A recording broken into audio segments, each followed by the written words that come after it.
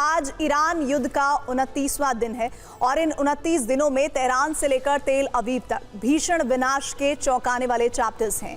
Donald Trump ने Iran से वादा किया था कि वो 5 दिन तक उसके ऑयल ठिकानों पर बमबारी नहीं करेंगे, लेकिन इस पर उन्होंने 24 घंटे में ही ईरान के 5 न्यूक्लियर बेस पर हमले किए हैं। इन हमलों से ट्रंप के शांति दूत या पीस मेकर वाले ख्वाब को बहुत ठेस पहुंची है, लेकिन दूसरी तरफ अमेरिका की वो फिक्र भी है जहां उसकी मिसाइलों का स्टॉक लगातार कम हो रहा है।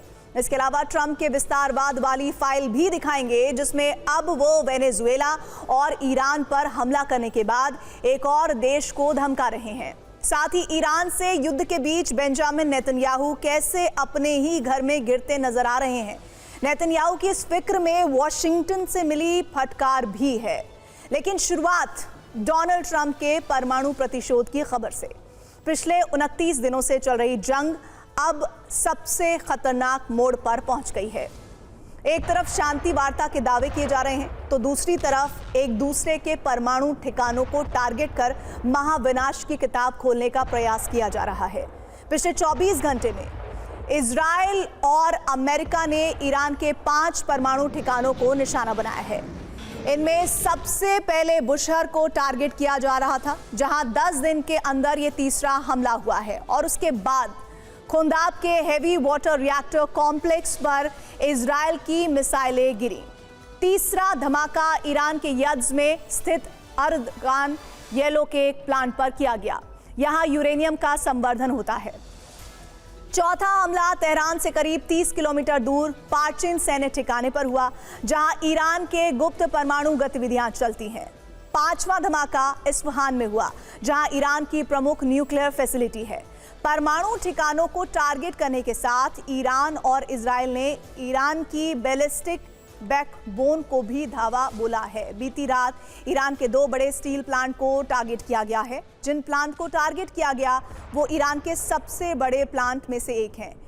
इनमें पहला है मुबारके स्टील कंपनी, जो ईरान का सबसे बड़ा स्टील प्लांट है।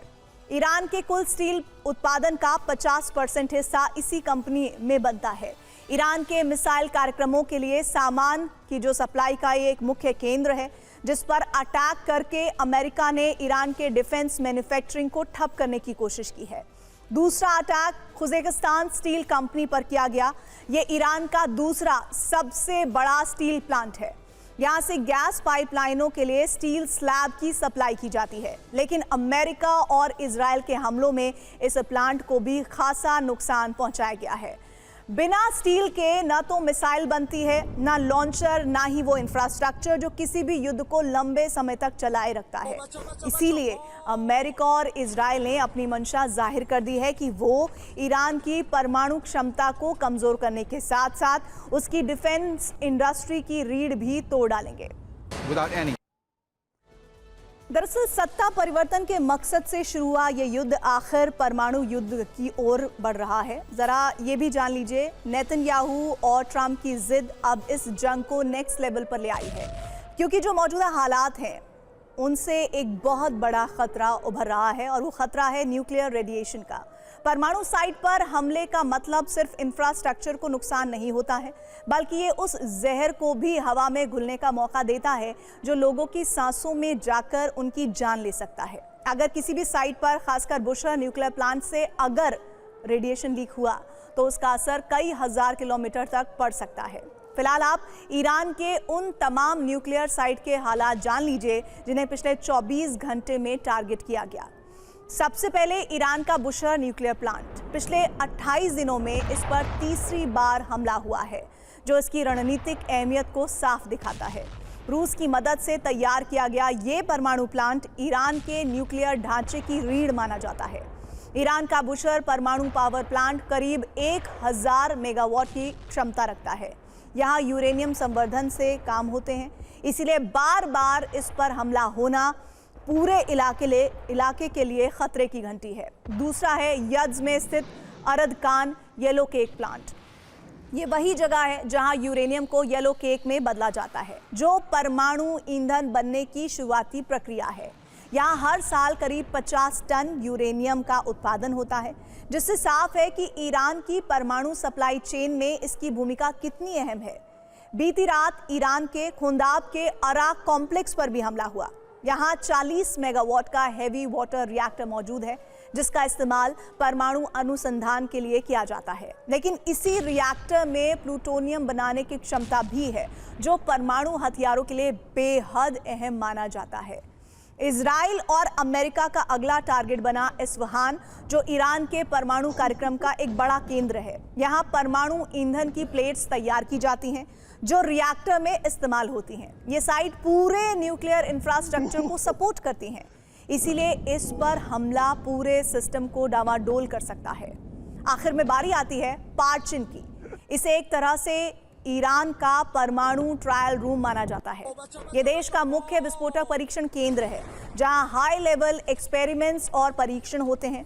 इस जगह पर हमला सिर्फ एक सैन्य कार्रवाई नहीं बल्कि उन गुप्त गतिविधियों को निशाना बनाना है जो अक्सर दुनिया की नजरों से दूर रहती हैं।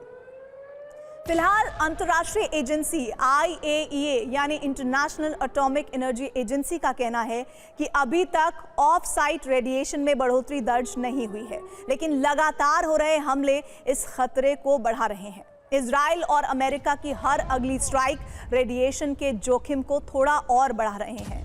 उधर इजराइल और अमेरिका के विध्वंसक हमलों के बीच ईरान की मिसाइलें एक बार फिर इजराइल के परमाणु केंद्र यानी डिमोना तक पहुंची हैं।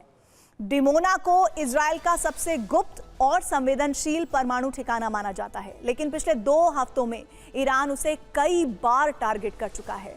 इजराइल के ताजा हमलों के बाद ईरान के विदेश मंत्री अब्बास अरागची ने सोशल मीडिया पर पोस्ट करते हुए दुश्मनों को चेतावनी दी। उन्होंने लिखा, इजराइल ने ईरान की 2 सबसे बड़ी स्टील फैक्ट्रियों, एक पावर प्लांट और नागरिक परमाणु स्थलों सहित अन्य बुनियादी ढांचे पर हमला किया है।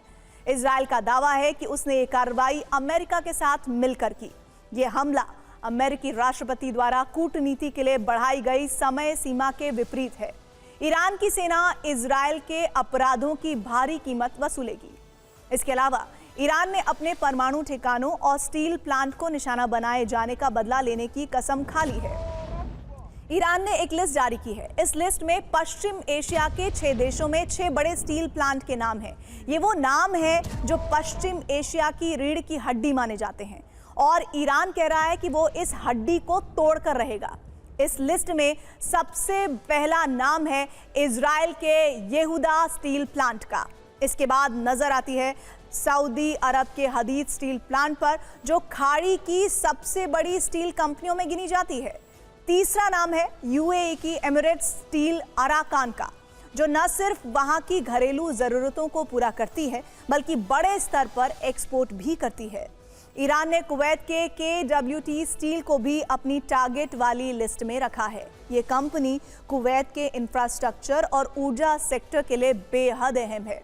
अगला नाम कतर की कतर स्टील का है, जो स्टील सप्लाई का हब मानी जाती है। और आखिर में बहरीन की फौलाद को भी टारगेट करने की बात कही गई है, जो पूरे खाड़ी क्षेत्र के स्टील नेटवर्क का एक मजबूत स्तंभ है। यहाँ हमला हुआ तो उसका असर कई देशों तक महसूस किया जाएगा।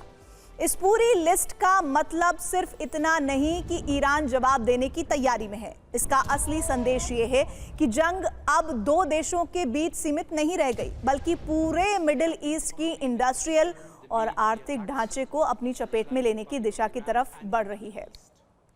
ना तो अमेरिका और इजराइल रुकने को तैयार हैं और ना ही ईरान पीछे हटने के मूड में है। हर नए दिन के साथ जंग और भी ज्यादा खतरनाक होती जा रही है। पिछले 29 दिनों की जंग में पूरे पश्चिम एशिया के नक्शे को बदल कर रख दिया गया है, लेकिन जैसे हालात बन रहे हैं उसे देखते हुए लग रहा है कि फिलहाल ये जंग थमने वाली नहीं है।